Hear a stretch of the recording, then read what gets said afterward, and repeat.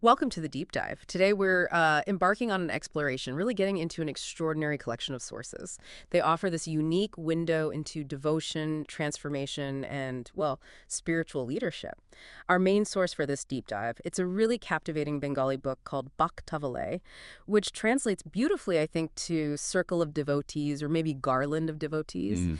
And the subtitle gives us a bit more context. Life and character of the early and middle era devotees of Sri Thakur Anukulchandra. Yeah, and what's truly compelling about Bhakta Boloy is its origin. It was authored by Fani Bhusan Roy and Dr. Sika Roy, first published back on August 18th, 2004, Okay. which marked Sri Thakur Anukulchandra's 117th appearance day, Right. and it's dedicated naturally to his countless followers. So what you have here is essentially a curated collection, short biographies, anecdotes. Many of them recount these, well, miraculous-seeming events, and they all highlight the profound, really transformative influence Sri Thakur had on people's lives. Right. So our mission today is to unpack these rich narratives. We want to pull out the core insights, help you understand not just what happened in these stories, but maybe why these tales of devotion, of transformation still resonate so deeply today. Get ready for some, well, truly human experiences and maybe a few surprising perspectives along the way. Okay, let's unpack this. We should probably start with a central theme that runs all through Bhakta Boloy, which is how the lives of all these different sorts of individuals were profoundly changed by their connection with Sri Thakur Anukulchandra. Let's begin with Kishore Mohan Das. Okay, Kishore Mohan, he came from, a respected family, Himitpur village, that's in Pabna, Bangladesh. But despite that background, initially, his character was problematic. He was engaging in what Thakur's devotees called unearth. You could say inappropriate behaviors, maybe vices. And this was even while he was leading kirtan groups, these spiritual chanting sessions. That's quite a starting point. And what seems particularly striking is Thakur Anukulchandra's, well, his approach. It wasn't conventional. He didn't just cast Kishore Mohan aside. Yeah. No, not at all. Instead, he actively worked with him, right? Even formed a kirtan group with him. Exactly. That really speaks to a deep commitment to guidance, wouldn't you say? A belief in change. Absolutely.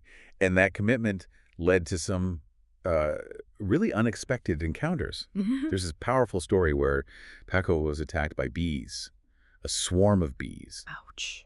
Right. And then Thakur showed Kishore Mohan that the bees were stinging parts of his own body. That actually corresponded to where Kishore Mohan was harboring, ill intentions towards other people. Wow. That's direct. Incredibly direct.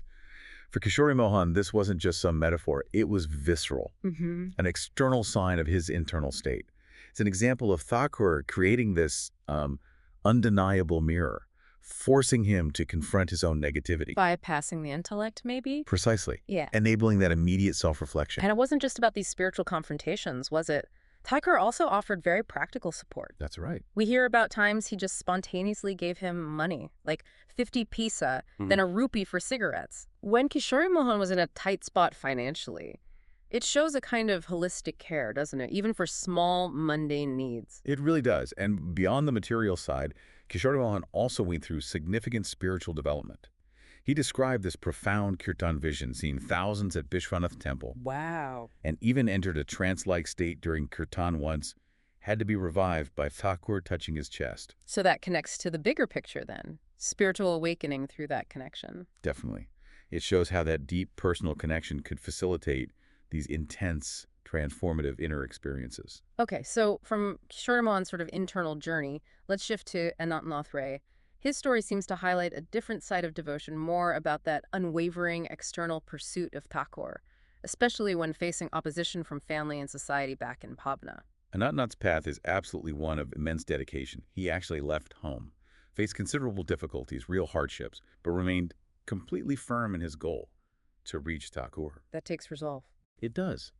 And once he joined Thakur at the Himayatpur ashram, his life became entirely focused on dedicated spiritual practices, sadhana. And it was Anantnath who received that really profound message from Thakur, wasn't it? About love and devotion. That's the one. Thakur told him, I am alone, and there are many people who love me. People say they love me, but I saw only a few people who truly had devotion. The more you love, the more love will come to me. Love takes you to me, and devotion keeps you on the right path. So what's the key distinction there? Love versus devotion? Well, the way it's presented, love might be that initial pull, the aspiration, wanting to connect with the ideal. But devotion, as Thakur seems to define it here, is deeper. It's active commitment. It's love put into consistent practice. Ah, okay. It's the force that not only deepens the bond, but actually guides your actions, keeps you on track morally and spiritually. Love in action, essentially. Got it. Okay, next up is Satish Chandra Goswami. His journey seems different again from scholarly roots to becoming a really key figure.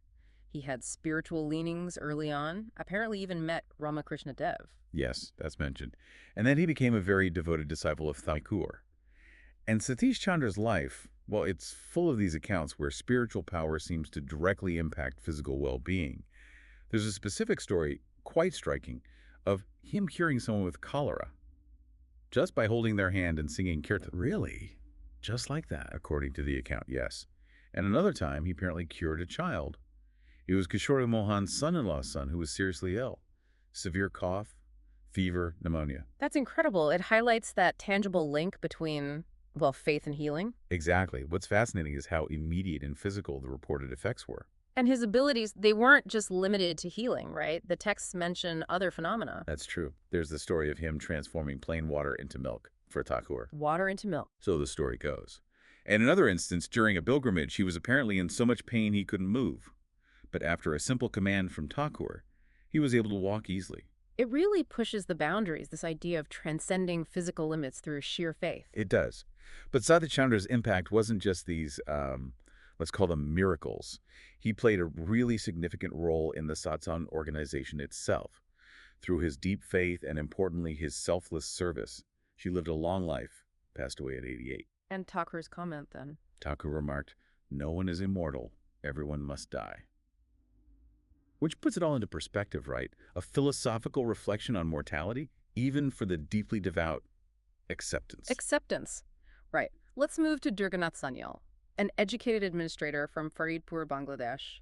His life also took a profound turn with Thakur. Yes, Durganath's connection also started with healing. Thakur apparently cured him of a chronic stomach ailment, and later his family faced this really distressing land dispute.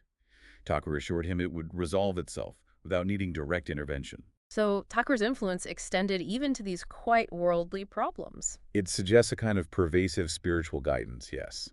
One that touches all parts of life. And there's that touching family story, too, about Thakur's visit. Oh, yes. Thakur apparently made a surprise visit to Durganath's home. Had this conversation with Durganath's mother, Manomohini Devi, promised her 100 rupees daily. 100 rupees daily. And, according to the account, the money then materialized. Miraculously. Really, quite something. It is. But life wasn't without hardship. Tragedy struck when Durganath's son died from typhoid. Oh, that's terrible. How did Thakur respond? He offered deep consolation, emphasized the transient nature of life, the importance of surrendering to, well, divine will. And it brings up that difficult question, doesn't it? How do you find spiritual meaning, find acceptance when you face such profound loss? The narrative seemed to suggest that this deep devotion provides a framework, a way to process even devastating events, building resilience, maybe finding a larger purpose. Okay, let's turn to Satish Chandra Joyardar. He was a lawyer, right? Became central to Thakur's mission, especially in building the organization. Yes, Joyardar. His journey seemed more intellectual, at least initially. He was seeking knowledge nuggets, jnana-shunya, and also joy from Thakur.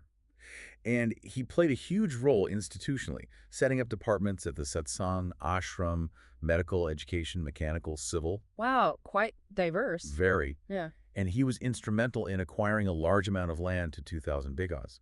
So you see spiritual vision translating into very practical, tangible growth. And Joyardar was also key in promoting Thakur's core teachings. Absolutely. He actively championed and practiced the concept of the living ideal, Thakur himself embodying the principles. Right. And also that philosophy of one is equal to one, or Ike. What exactly does that mean, one is equal to one? It emphasizes interconnectedness, mutual dependence, the idea that harmony comes when everyone plays their specific part, effectively contributing to the whole, like threads in a fabric. Each one matters for the strength of the whole.